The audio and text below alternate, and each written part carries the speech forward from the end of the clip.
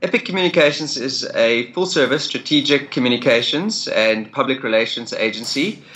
So we look at providing companies with a full range of communication support, be it internal communications, external media relations, investor relations, social media, and any other channel that they may require to reach their target audience.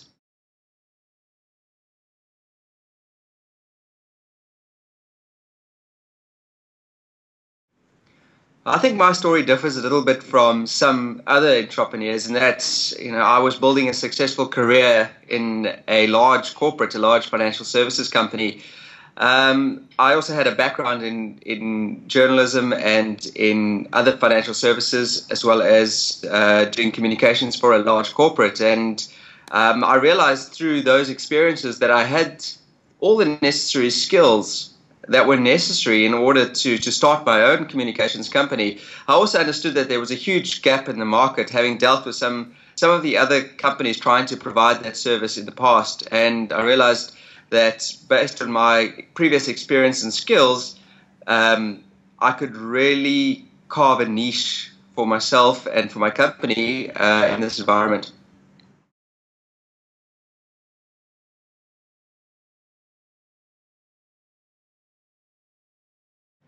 I think some of the biggest challenges in South Africa is particularly in our area, is around skills. There seems to be a huge lack of skills in the communications industry. The ability of people to communicate in South Africa is potentially not what it really should be. And I think coupled with our focus, which is on the professional services, legal, financial services, other business consulting, trying to find that combination of skills has proved very difficult. And I think has been a big challenge in terms of time-wise, trying to ensure we have those skills. And the way that we've sort of approached it is sort of training people to ensure that they're equipped to be able to deliver the service that we require for our clients. I think some of the other challenges are just the lack of support. I would imagine to some extent that gets given to SMEs, to entrepreneurs. It's very much sink or swim out here. And, fortunately, if we accept that in a lot of ways, you're able to realize that you very much live and die by your own sword. And I think, we have to embrace that. I think if entrepreneurs do that, they need to be accountable. They need to take responsibility, and then that they will be rewarded for what they put in.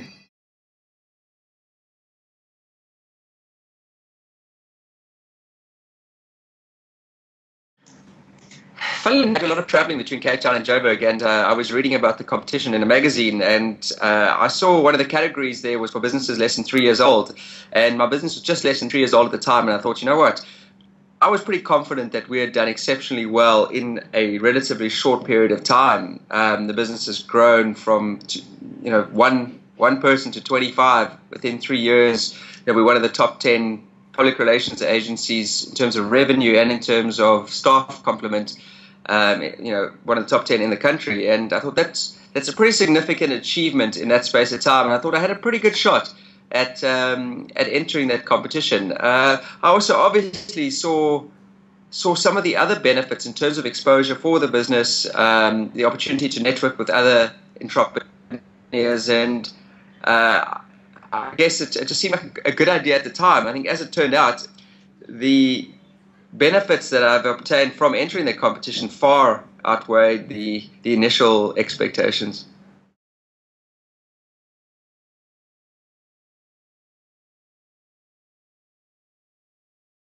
The competition has been of tremendous benefit to my business and to me personally in a lot more ways than what I could have imagined. I think firstly, from an opportunity to network with like-minded entrepreneurs. As part of the finals, we had the opportunity to participate in a 3-day net forum, in which we had guest speakers. We discussed topics that were relevant to entrepreneurs, and during that time, besides the benefits of those sessions, I mean, we also got a chance to network with some of the other finalists, and they came from a wide range of backgrounds, wide range of industries, and it was unbelievably enlightening to discuss the challenges that these entrepreneurs have faced and how they've overcome them.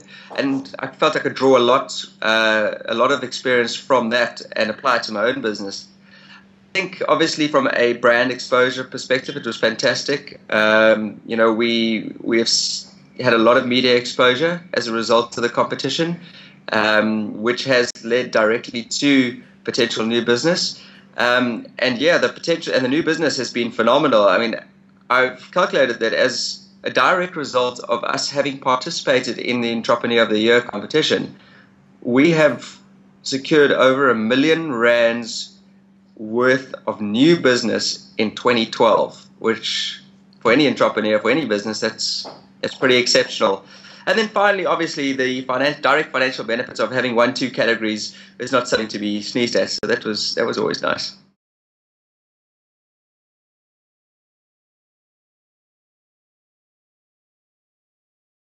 Definitely. I mean, just based on the benefits that I've received and that Epic Communications has received from having entered, it's got to be something that you should be looking at doing. I think it's also a nice opportunity for you to benchmark your business against your competitors and against your other entrepreneur peers, just to see, you know, where you are. And even if you don't, you know, make it to the finals or win anything, I think the feedback that you receive from the judges is quite useful in terms of seeing, you know, how much further you need to go in terms of competing with some of the best in the country.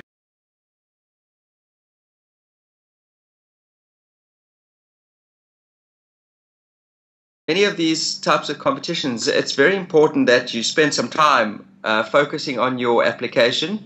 I think unlike myself, who's in the marketing and public relations business and knows probably how to don't want to say hyperbole, but certainly portray your business to its full extent. I think that it's important that you maybe get somebody who can assist you with your entry. It's very important that you talk about all your successes. Sometimes entrepreneurs don't like to blow their own trumpets, don't like to or think that some of the achievements are not worth mentioning. Mention all of them. Mention everything that you've done and put it in a way that's articulate and well thought out. And I think that's critical. I think the reality, though, is that the judging process in this particular competition is quite robust. So there's no, you can't elaborate too much. You have it's the fact checking and the interview process and judging process is quite thorough, and I think anybody who tries to fudge it will be found out. But I think be honest, but be accurate and be very clear.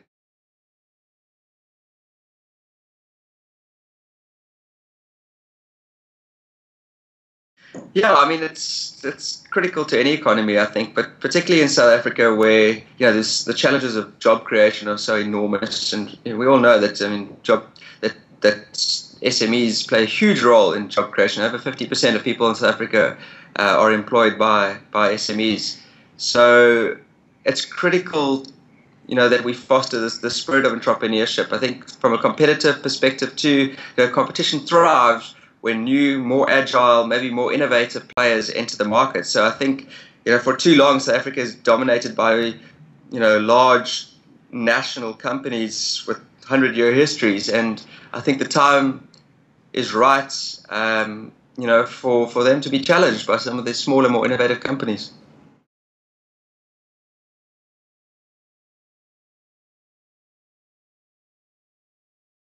I think it's maybe not what it should be.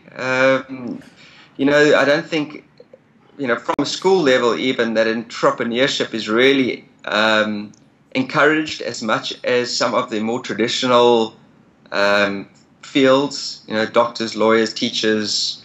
I think those are still kind of seen as the first choice. I think there just needs to be a lot more done at junior levels to encourage people, to make them see how it's possible, what they need to do. And then obviously people that are wanting to become entrepreneurs, I think it's very important that they understand what resources are available to assist them in the various challenges they're likely to face.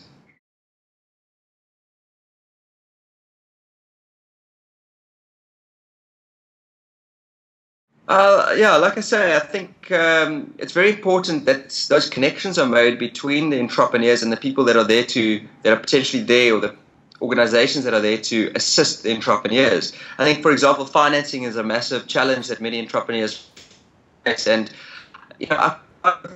approaching banks, I don't think many entrepreneurs really understand what other opportunities are available for them in terms of companies that specialize in providing finance and mentorship to entrepreneurs, companies like business partners. So I think a lot more needs to be done to maybe connect the various parties. And I think from a government level, I think a lot more can be done too. There's very, very little incentive for entrepreneurs from, in terms of tax perspective or anything like that. Even the recent budget, a lot of talk is made about entrepreneurs, but very little is actually being done by government to incentivize. I mean, even the tax rates for small businesses are still overly harsh. There's no special benefits for companies in their first couple of years of business from a tax perspective. Capital gains tax for selling a business it certainly doesn't work to the benefits of any aspiring entrepreneur. So I think government needs to take a very hard look at whether they're serious about encouraging entrepreneurship and put their money where their mouths are.